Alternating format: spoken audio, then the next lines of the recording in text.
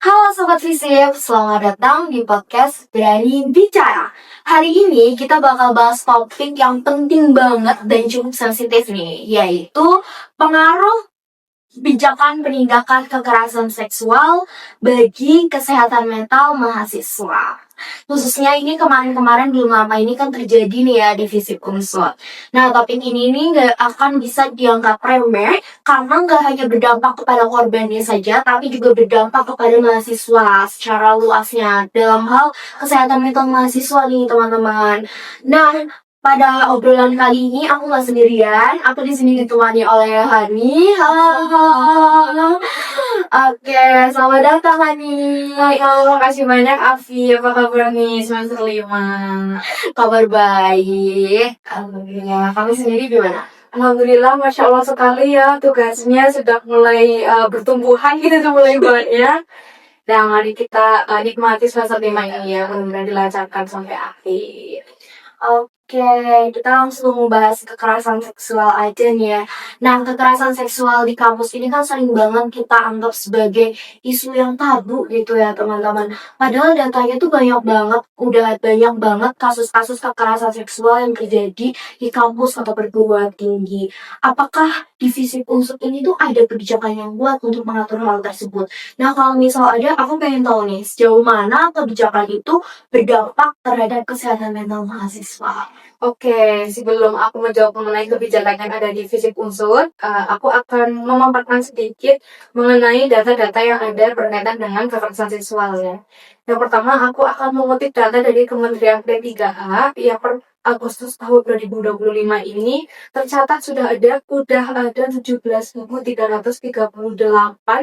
laporan kasus kekerasan seksual di perguruan tinggi. Ini betul-betul angka yang sangat besar ya, apalagi terjadi di instansi yang seharusnya tidak tercoreng dengan hal buruk seperti ini. Karena ya kembali lagi perguruan tinggi kan tempat kita menimba ilmu, mempelajari ilmu, malah dikotori dengan hal-hal seperti ini. Nah, aku juga sangat sedih karena mengetahui bahwasanya 17.000 ini bukan angka secara keseluruhan atau angka real gitu loh, karena masih banyak korban yang merasa takut atau mungkin apa ya, enggan untuk melaporkan kasus yang mereka alami, karena ya kembali lagi memang stigma di masyarakat kita bahwa kemudian kekerasan seksual ini masih begitu tabu gitu ya. Jadi banyak korban yang memang merasa masih apa ya, ragu-ragu untuk melaporkan hal yang mereka alami. Kemudian selain dari Kementerian P3A, aku juga mengutip dari Komnas Perempuan. Nah, dari Komnas Perempuan ini dalam kurun waktu 2021 sampai 2024 sudah ada 82 laporan kasus kekerasan seksual. Lagi-lagi ini bukan angka yang kecil dan terjadi di perguruan tinggi. Sangat ironis mengetahui bahwasannya perguruan tinggi negeri kita ini tercoreng gitu ya dengan kasus seperti ini gitu. Nah, selanjutnya aku akan geser nih ke kebijakan yang tadi udah Afi tanyain ya. Secara general, negara kita ini sudah mengatur undang-undang yang mengurus tentang kekerasan seksual. Nah, undang-undang tersebut adalah Undang-Undang Nomor 12 Tahun 2022 tentang tindak pidana kekerasan seksual atau TPKS. Nah, undang-undang ini sudah disahkan, kemudian juga kita punya peraturan yaitu Permendikbudristek nomor 30 tahun 2021 yang mewajibkan bahwasannya pembentukan Satgas TPKS di perguruan tinggi negeri ini harus dilakukan untuk menanggulangi atau mengantisipasi adanya kasus kekerasan seksual. Nah, dari Permendikbudristek tadi ini, Unsur sendiri sudah mengeluarkan peraturan rektor tentang pencegahan dan juga penanganan kasus kekerasan seksual. Nah, merujuk dari Permendikbudristek juga, divisi Unsur sendiri kita sudah ada unit atau tim untuk menangani kasus kekerasan seksual. Nah, tim ini yaitu bernama tim Satgas PPKS, teman-teman. Selain tim Satgas PPKS juga, Unsur juga sudah membuat mekanisme pelaporan apabila mengalami kasus tersebut. Jadi, secara umum memang Unsur sendiri sudah menciptakan kebijakan yang baik secara visi juga untuk menangani kasus ini. Akan tetapi, memang masih ada tantangan dalam pengimplementasian atau mekanisme yang terjadi gitu. Jadi memang masih apa ya, sosialisasi ini masih sangat minim di Universitas Jenderal Sudirman, khususnya di FISIP Fakultas Ilmu Sosial dan Ilmu Politik, sehingga memang masih banyak mahasiswa yang belum paham mengenai bagaimana sih mekanisme pelaporan apabila ada yang mengalami kasus kekerasan seksual gitu, Afi. Oke, jadi sebenarnya secara nasional ataupun di kampus kita sendiri ini udah banyak banget kebijakannya ya. Tapi emang tantangannya dalam pelaksanaannya tuh masih banyak hambatan-hambatan dalam hal pelaporannya gitu ya. Iya, betul sekali. Oke, nah sekarang kita lihat nih di fakultas kita, divisi Unsur.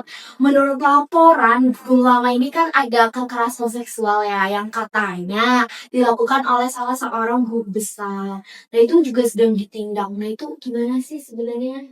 Oke, aku sendiri sebagai mahasiswa fisik unsur nih ya, memang membenarkan bahwasannya kemarin sempat ada kasus mengenai kekerasan seksual dan memang ini menyeret nama besar, yaitu nama guru besar ya, nama profesor di Fakultas Ilmu Sosial dan Ilmu Politik.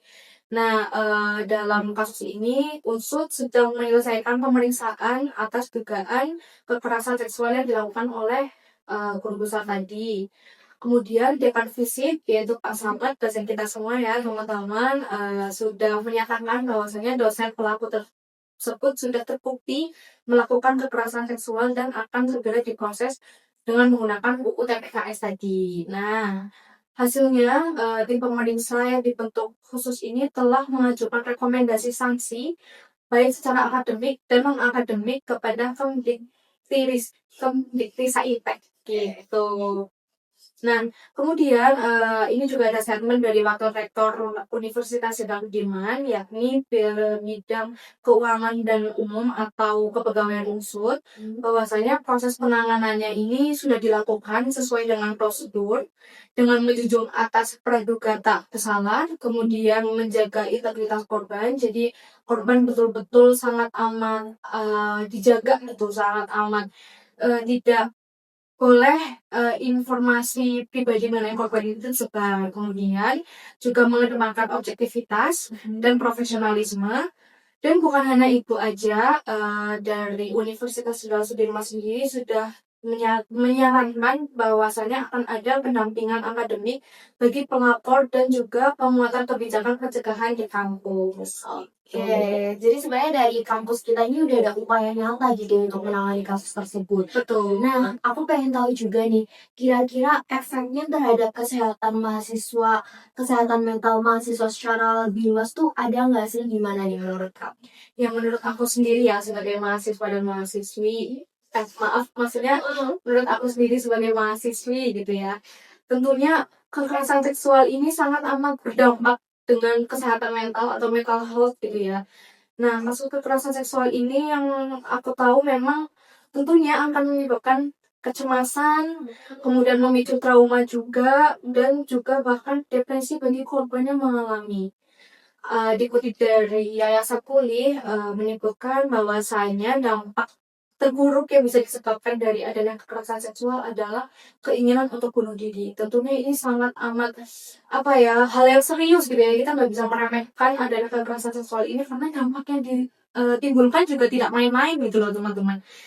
Tapi ada satu hal yang mungkin masih luput atau lepas dari fokus gitu, bahwasanya efek dari kekerasan seksual ini juga bisa berdampak kepada mahasiswa atau mahasiswi yang bukan korban.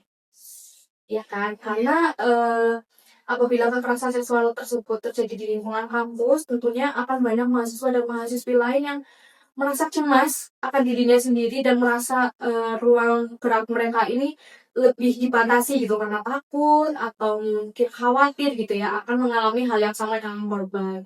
Selain itu juga apabila kasus kekerasan seksual yang ada tidak ditangani dengan baik, tidak semestinya dan tidak adil gitu ya, tentunya ini akan menimbulkan rasa ketakutan para mahasiswa dan mahasiswi untuk melapor terhadap instansi atau tim yang tadi sudah dibentuk oleh Misun dan juga tentunya tidak percaya lagi dengan instansi yang ada gitu.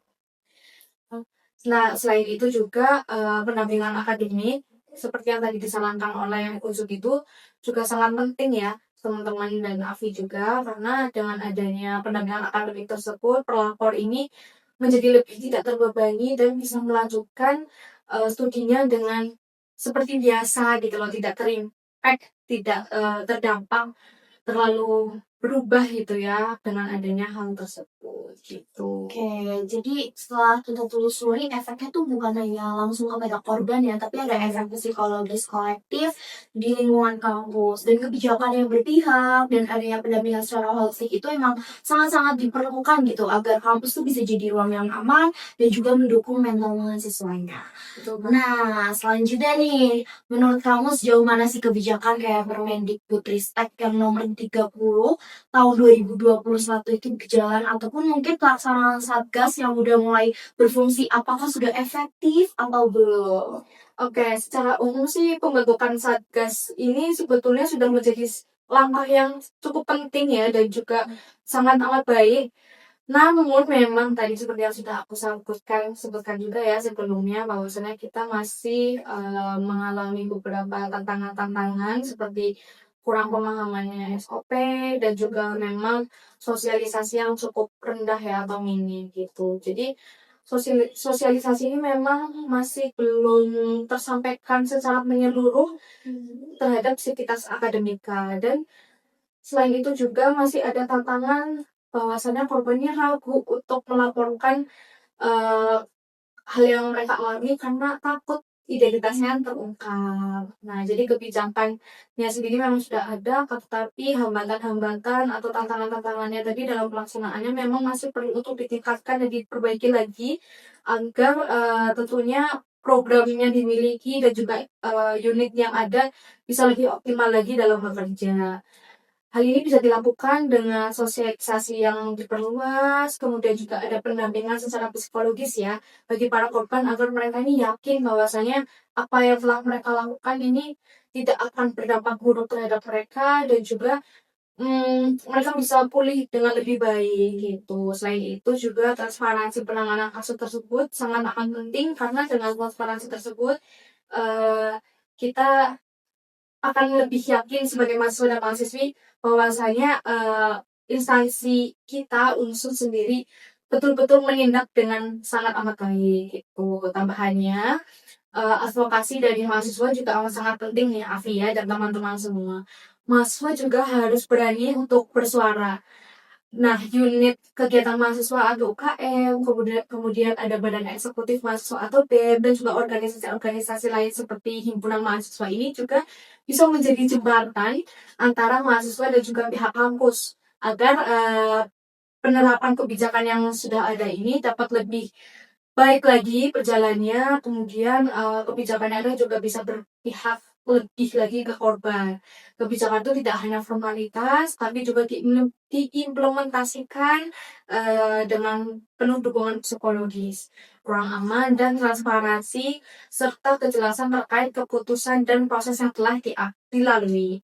Pengawalan isu ini juga sangat penting ya teman-teman dan juga Afdi karena eh, seperti yang tadi juga sudah dibicarakan ya, dampak yang diciptakan dari adanya kekerasan seksual ini bukan main-main ya, bahkan hingga keinginan untuk bunuh diri itu kan sangat amat fatal ya teman-teman dan Afi juga. Tentunya kita berharap bahwasannya ketika ada kasus seperti ini nantinya kebijakan yang ada atau prosedur yang ada tidak hanya berhenti di atas kertas aja. Jadi keadilan harus betul-betul ditegakkan. Oke, tadi kan Hani udah nyinggung-nyinggung tentang advokasi nih. Nah, kira-kira langkah apa sih yang kita sebagai mahasiswa bisa lakukan?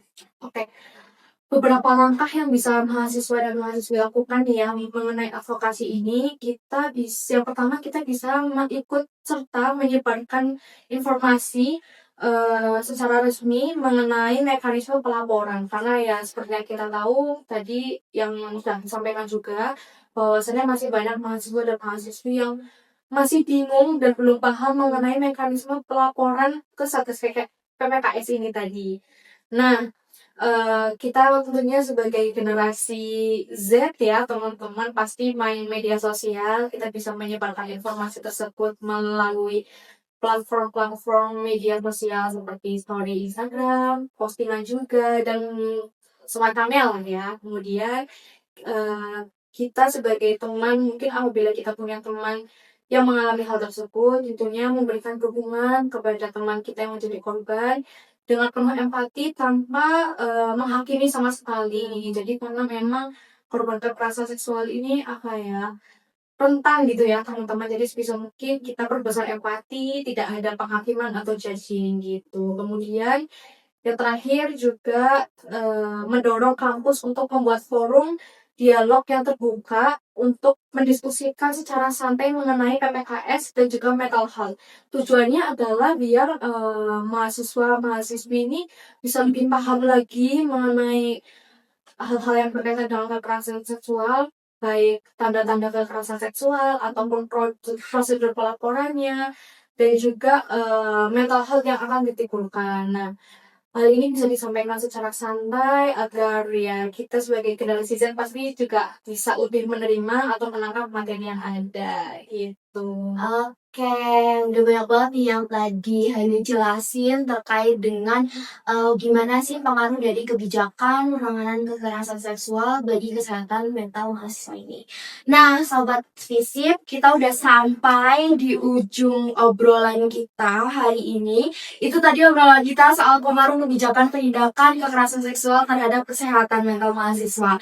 Intinya, kebijakan penindakan kekerasan seksual ini memang penting ya, dan juga potensi yang besar untuk melindungi mahasiswa gitu. Namun pelaksanaannya juga harus transparan, berpihak ke korban, dan juga disertai dengan dukungan akademik serta mental yang kuat. Ingat, kebijakan itu hanya akan efektif kalau ada partisipasi dari kita semua. Jangan takut bersuara, karena kampus seharusnya menjadi ruang aman untuk kita semua. Terima kasih untuk Hani. Terima kasih juga Afri buat kesempatannya. Oke, terima kasih juga untuk teman-teman yang sudah mau mendengarkan podcast ini. Jangan lupa share podcast ini dan sampai jumpa di episode selanjutnya. Bye-bye.